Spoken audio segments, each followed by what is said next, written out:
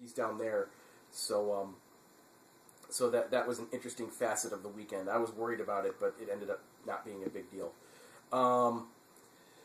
So yeah, after I packed the stuff, or unpacked the car, I went and I went to see the movie Bourne Legacy just because I felt like decompressing and seeing a film, and it served its purpose, even though I couldn't really concentrate well because my brain was still going a million miles a minute. Thursday went well. Thursday is always my biggest sales day at Gen Con. Anyone who ignores Thursday thinking it's not a big deal is a fool, and really should be there on Thursday selling their stuff, because Thursday is always the biggest sales day, because that's when the serious gamers who show up are all like, okay, I got to hit the dealer's room right away and get X number of things. And for some of these people, X number of things includes stopping by my table to see what the newest Luke Ski merchandise is for sale. So yeah, that was a very good day. That night, the Damsels and Mark Gunn performed, and I kind of volunteered myself to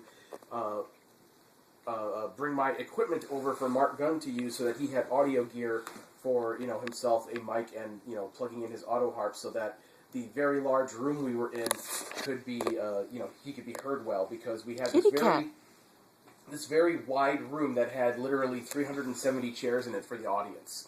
But since it was done, widthways facing a stage instead of the long way like you'd expect because of the columns in the room, it was just kind of strange from an acoustic point of view. So having the sound system there was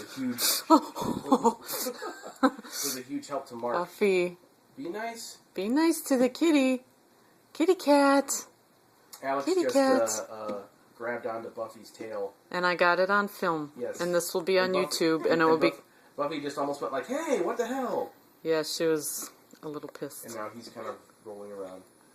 Anyway, so this will be on YouTube. It will be called Luke and Carrie and Alex and Buffy's Bad Rapport. Yes.